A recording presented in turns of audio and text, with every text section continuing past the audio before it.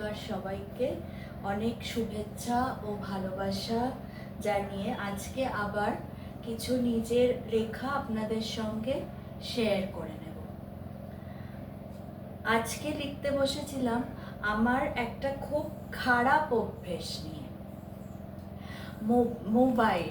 Mobile নিয়ে, আর তাতে নিজের ফটো তোলা। মানে আমার স্বীকার করতে দ্বিধা নেই যে আমি প্রায় আসক্ত মোবাইল নিয়ে। সেটা সবাই জানে, আমার যারা চেনা জানা সবাই। কোথাও গেলে, নতুন কিছু একটা পড়লে, কোনো কিছু একটা খাবার বানালাম, সেটা সবাই আগে এটা আমরা ঠাকুরকে টেবিলে ভোগ নিবেদন করি, তারপরে বাচ্চারা ওয়েট করে থাকে যে খাবে, কিন্তু তার আগে হলো যে আমার আগে ফটো তুলতে হবে। কোনো মুহূর্ত সুন্দর মনে হলেই অজান্তেই আমার মোবাইল খুলে যায়। কখনো যে মুহূর্তটাকে উপভোগ করাচ্ছে তাকে ছবিতে ধরে রাখার তাগিদটা বেশি হয়ে যায়, সেটা নিজেই বুঝতে পারি না।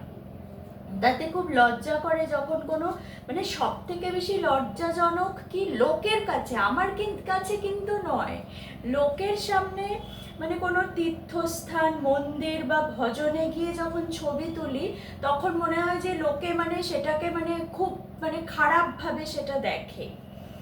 এটা নিয়ে হয়তো অনেকের মনে প্রশ্ন উঠবে, ভক্তি নিয়ে প্রশ্ন উঠবে।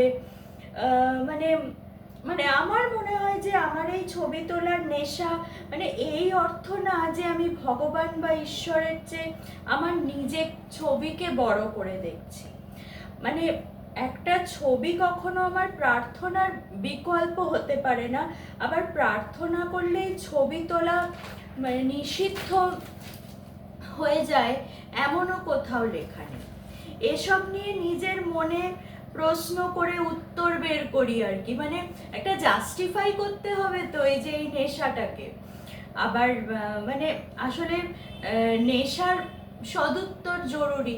তবে আমার আসলে কি ছোটবেলা থেকে, এটা তো লোকে বুঝবে না, যে আমি যখন খুব ছোট 4-5 বছর, তখন আমার ঠাকুমার ভাই আসতেন আমাদের বাড়িতে, এবং তার একটা ক্যামেরা ছিল, তখনকার দিনে খুব ভালো ক্যামেরা, এবং তিনি সেটা দিয়ে আমার প্রচুর ছবি তুলতেন। আমি উঠতাম, ছবি তুলছে, এটা তো লোকে বুঝবে না, আমার মা কিন্তু সেটা জানতো, এবং প্রচুর ছবি আমার সাজানো থাকতো। তখন থেকেই আমার এটা নেশা। এবার আমার বাবাও আমার কোনো জন্মদিন হোক কি কিছু হোক, আমাকে কিন্তু স্টুডিওয় নিয়ে যেত, স্টুডিওয় নিয়ে আমার প্রচুর ছবি স্টুডিওতে আছে।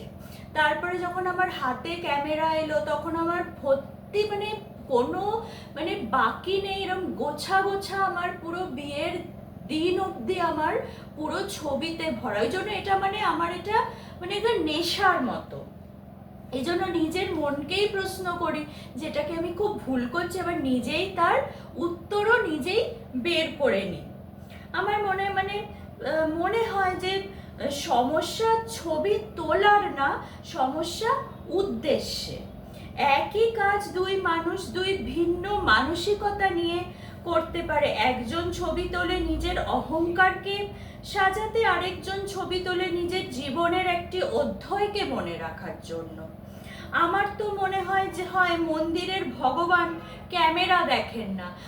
আমি যদি এখন মন্দিরে, আমি তো সাই বাবার মন্দিরে কতবার যাই, ঠাকুরের সামনে দাঁড়িয়ে পড়ি, ছবি তুলে নিই, তা সাই বাবাকে আমার ক্যামেরাটা তিনি দেখছেন? তিনি দেখছেন না।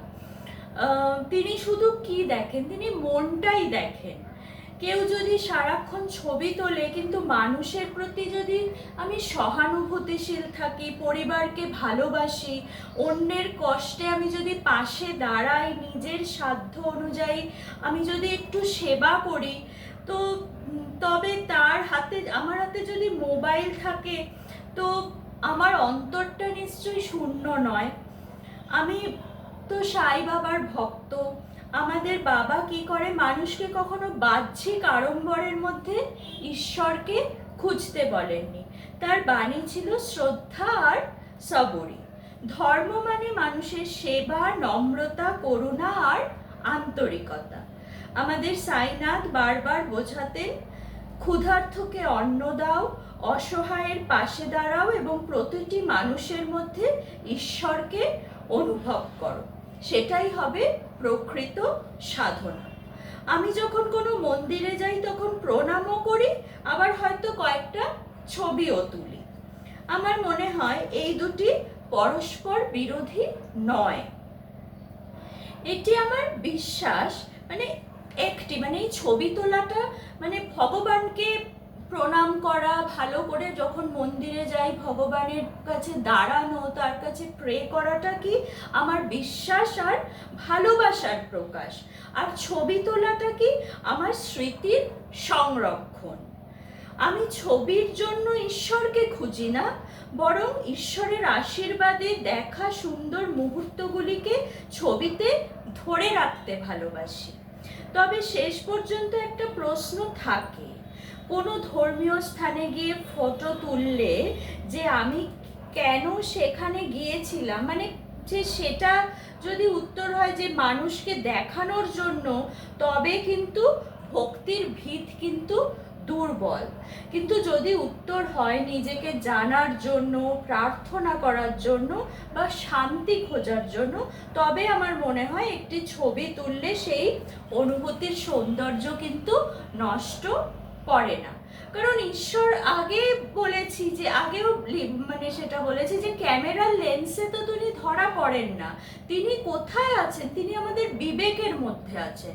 আর বিবেক যদি নির্মল থাকে, তবে হাতে মোবাইল থাকুক বা না থাকুক, ভক্তির পবিত্রতা কিন্তু হারায় না। শেষ পর্যন্ত আমার বিশ্বাস খুবই সহজ। আমাদের পাড়ার মন্দিরেও তিনি আছেন, বড় বড় তীর্থস্থানেও তিনি আছেন।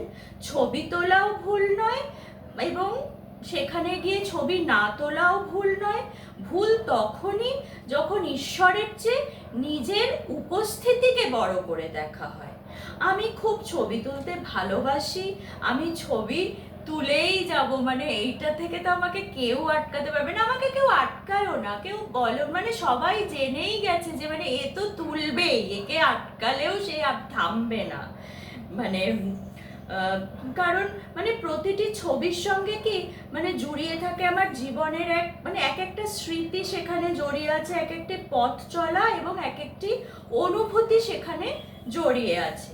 কিন্তু সেই ছবির চেয়ে বড় হয়ে থাকবে আমার প্রার্থনা, আমার সাই বাবার উপর আমার অগাধ শ্রদ্ধা এবং মানুষের প্রতি আমার দায়িত্ববোধ। ভালো থাকবেন সবাই।